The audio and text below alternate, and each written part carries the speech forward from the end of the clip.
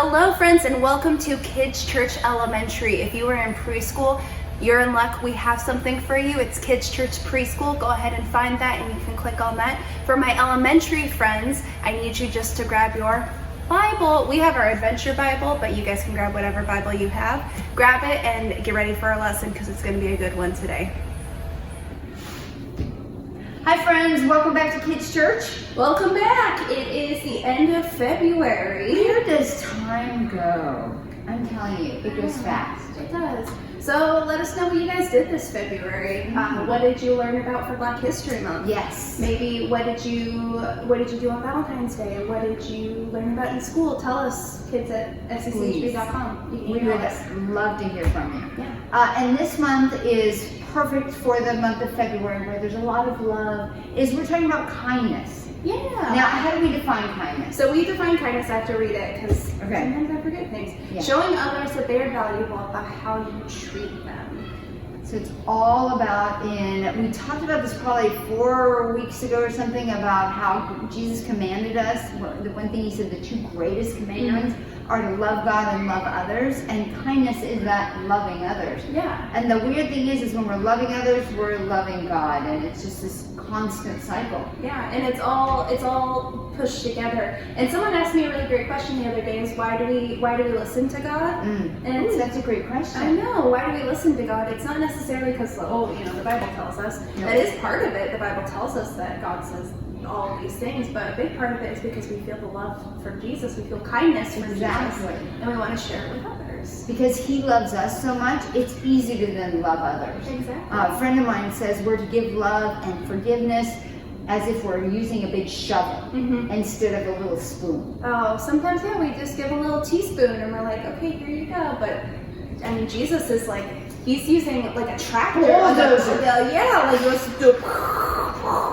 That's the visual image. We're just drowning in his love. So. Yeah. Oh, I love that. So, today we're going to end our kindness month. Not kindness in general, but just our focus on it. And we're talking about Jesus, of course, and his storytelling. Yes, because Jesus used to share stories a lot of the time to explain how God works, how heaven works. And so he would share these stories and make it so the people of that time could understand it, because sometimes those concepts are really hard to understand. And even as adults, some of this, it's so hard because we constantly are reading our Bible each day, and every time we'll read something I've read before 100 times, but I just understand it better. Yeah. And so if you're like, well, I've heard this story before, maybe God has something else to teach you through this. That's what I always figure. Or maybe I'm not doing the best at listening to the story. Yes, I've heard it before, but I don't actually listen to it. Yes, that is probably the case. So these stories that Jesus would tell are called parables.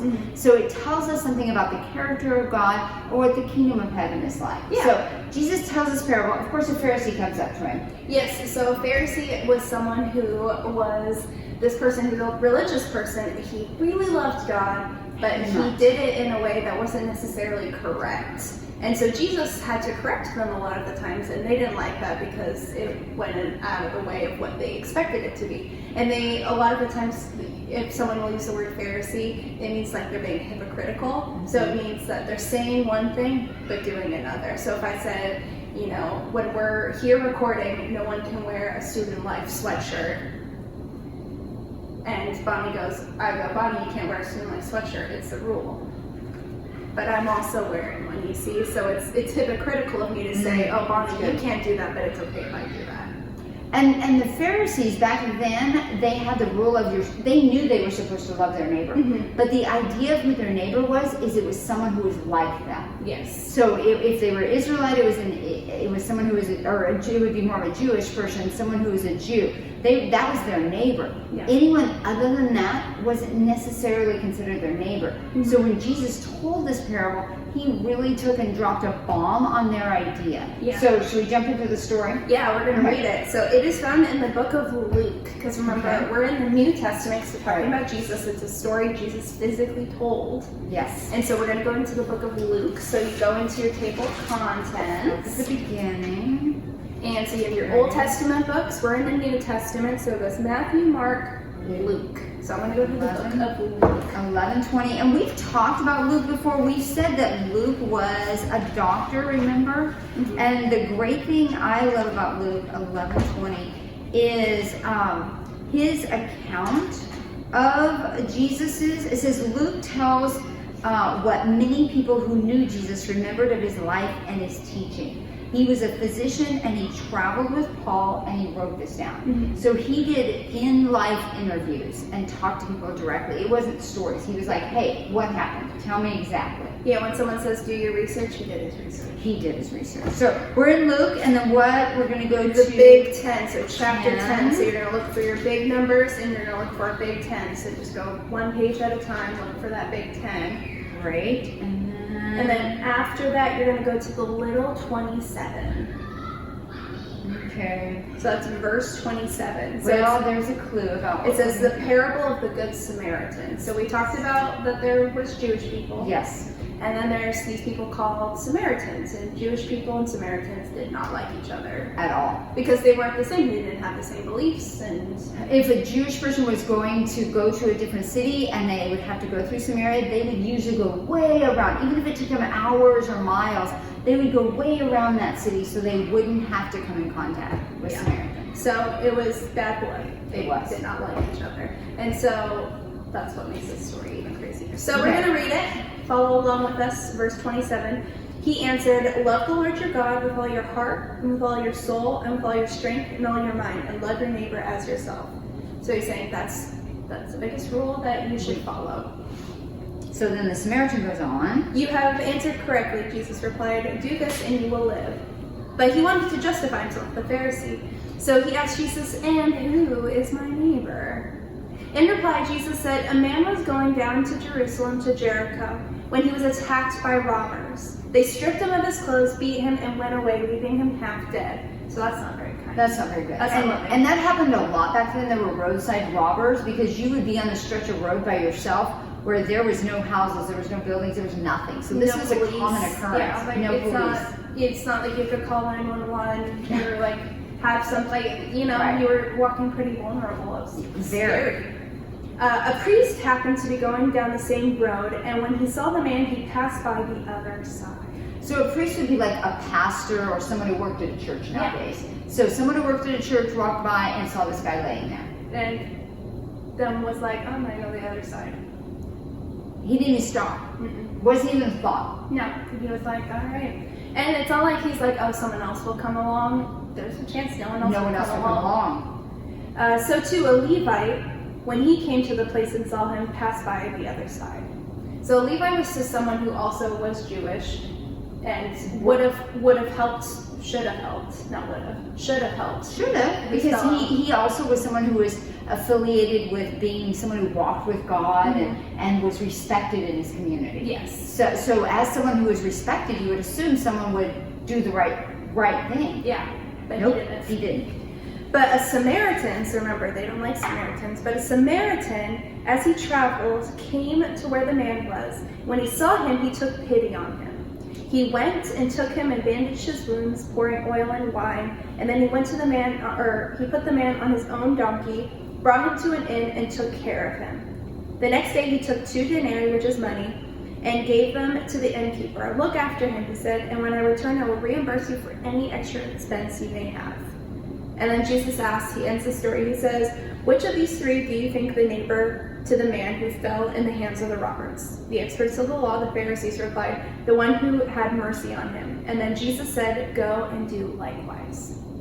There are very few times where Jesus says that, go and do likewise, but this is very specific. I mean, so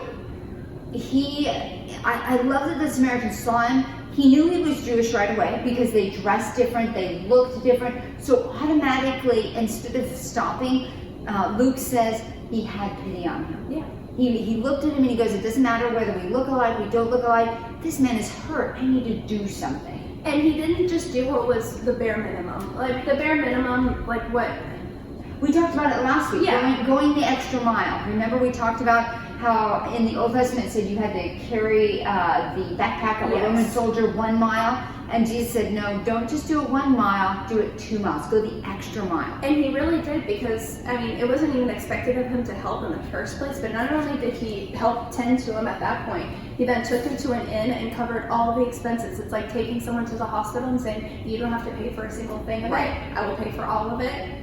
Like, it's crazy. And what's funny is this is from the Bible, and we talk about this. There are good Samaritan laws where you can stop and help someone, and if you do something wrong, you won't get sued. So this is in our culture, but do we actually do it? Not necessarily all the time. Sometimes, you know, it's hard or it's scary to show that kindness, because you're like, what if they don't want my kindness? What if they get mad at me? What if they take advantage of me? That's a lot of the times we fear that, oh, they're going to take my niceness and use it against me. But what's really cool is showing mercy isn't always like the easy thing. No, and it is scary. I had a situation once where I was driving and I saw this lady on the side of the road, and I really felt in my heart that I needed to stop and check on her. And I kept going in my mind, going, no, she'll be fine. Someone else will take care of her. Someone else will take care of her. And finally, I knew I needed to stop, so I stopped. And I'm like, hey, this was, you know, a couple years ago. And I'm like, hey, are you okay? What's going on? Oh, I just got out of the hospital and I have nowhere to stay. And I'm like, I don't know you, I can't get you to my house. So I took her to a hotel, and I got her a hotel room for the night, and then some information about some other help. But I was scared to death. I was really, I knew it was the right thing to do, but I was scared in doing it. And Bonnie did everything in her power that she could to help.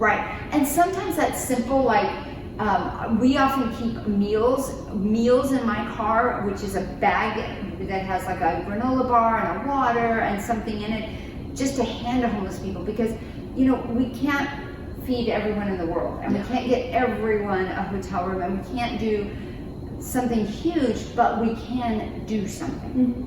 Because most of the time, because we talk about kindness is doing something for others, but it's doing something, not nothing. And remember, the Samaritan did it for someone who is different. So our question this week is, how can you be kind to people who are different from you?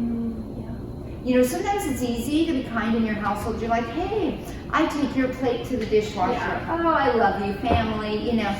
But what about someone who looks different than you at school? Someone who acts different than you?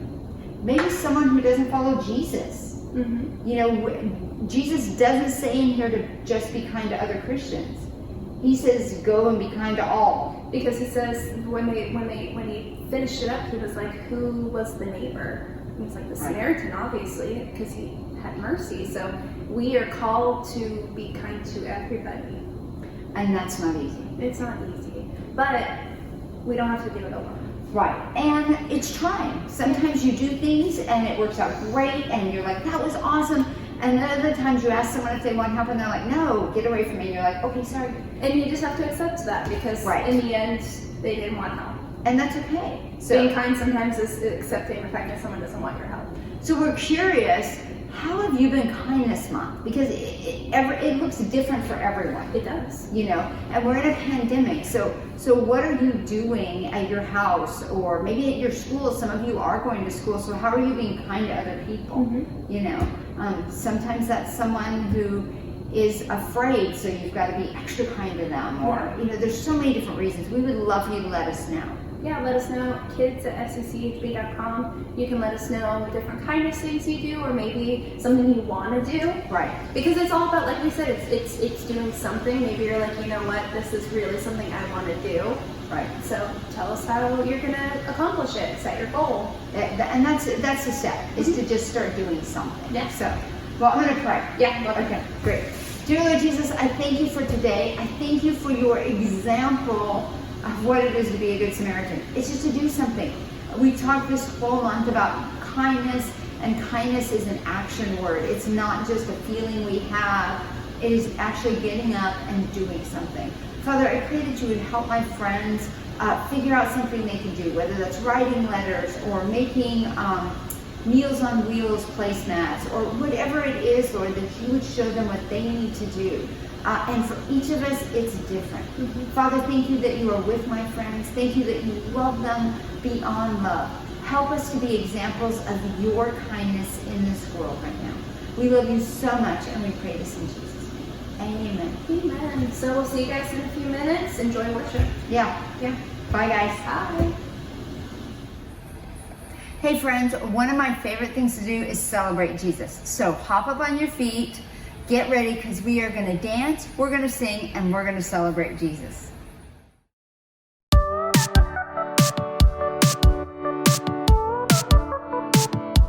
His love will never quit. His love will never run away. Even when I get upset, His love is still forgiving me. And it's all because His love isn't just a little bit. He loves me a whole lot, a whole lot, a whole lot of it. He loves me a whole lot, a whole lot, a whole lot of it. And I know no matter what, He never stops. 'Cause He loves me a whole lot, a whole lot, a whole lot of it. His love will never quit. His love will never run away. Even when I get upset, His love is still forgiving me. And it's all because His love isn't just a little bit. He loves me a whole lot, a whole lot, a whole lot of it. He loves me a whole lot, a whole lot, a whole lot of it. And I know no matter what, He never stops. 'Cause He loves me a whole lot, a whole lot, a whole lot of it. A little bit, a lot of it, a little bit, a lot of it. He loves me a whole lot, a whole lot, a whole lot of it. He loves me a whole lot, a whole lot, a whole lot of it. And I know no matter what, He never stops. 'Cause He loves me a whole lot, a whole lot, a whole lot of it. Yeah.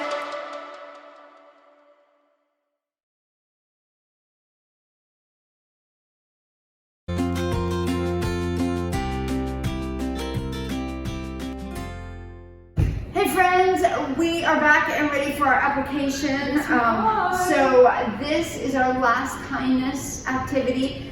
So this time I thought it would be fun to do some kindness chains. What you're going to do is just cut some strips of paper, and then what I did is I wrote my name on this, and then I wrote people in my family, because it's easy to start with your family. Yes. They're there, you're with them all the time. So what I did is I wrote each of my family members' name on one of these little chains, and then something I'm going to do for them. Some way I'm going to be kind. So I wrote live on here, and I wrote cook.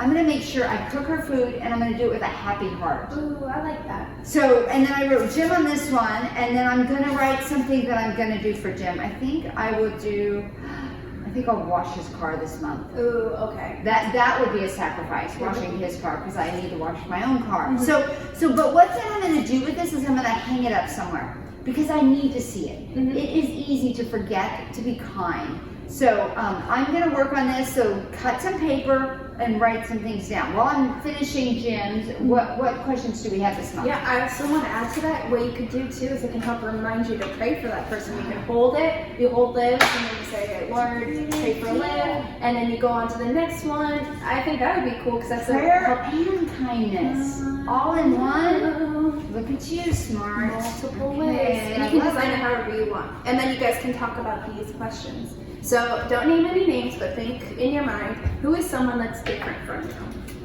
Maybe they dress differently, or their family is different from yours. Maybe they act differently at school. Whatever the reason, think of someone you don't get along with or you don't understand. So think about them. How can you show that person that they are valuable? How would you show them kindness? Wow. So think of a person who's different from you. We listed a bunch of different options. This makes me think, like, I think it was like week 2 or something where we were talking about our words. Yeah. That's a big one too, because remember that verse we read talked about that your words are supposed to encourage in a way that encourages them. So maybe, that's, yeah. So think about those things, maybe add them to your chain. It might be really hard to write their names down, but that's kind of what Jesus called us to do. Why might a kid your age be treated unkindly? Ooh, that's a good question. When have you seen someone be treated unkindly? Very sad. It is. Why might showing kindness to someone make you uncomfortable? We hit a little bit on that. We talked about that a little bit. So talk about that with your family. Why is it a little uncomfortable? Because it's different for every person. Some people are they're uncomfortable for different reasons. Some people are really shy. Some people... I have a friend who can go up to anyone and have a conversation. Oh, yeah. And be fine with it and be loving and kind, and I'm not quite that outgoing. Yeah. No, not even. Because I'm really afraid of being rejected. And that person, I think we're thinking of the same person. Yes, we are. She is not afraid of being rejected. Not at all. And she loves everyone. She is just like, she will come up to someone and talk to them, and after a few seconds you're like, oh my gosh, she loves me. But there's other things that she would struggle with in kindness. So there's no right or wrong answer, and there's no right or wrong way to be kind. Yeah, exactly. Last one, you may, so you see someone being treated unkindly, maybe it's an annoying kid at school. How does it look to respond with kindness? And is it kind to walk away when you see someone being treated unkindly? Why or why not? I'm not going to answer that because you guys are going to have this discussion. That's a great question. It's a really great question, and I really encourage you guys, if this is something that you tend to skip over, to really think about this, because this is kind of like a basis of what Jesus is all about.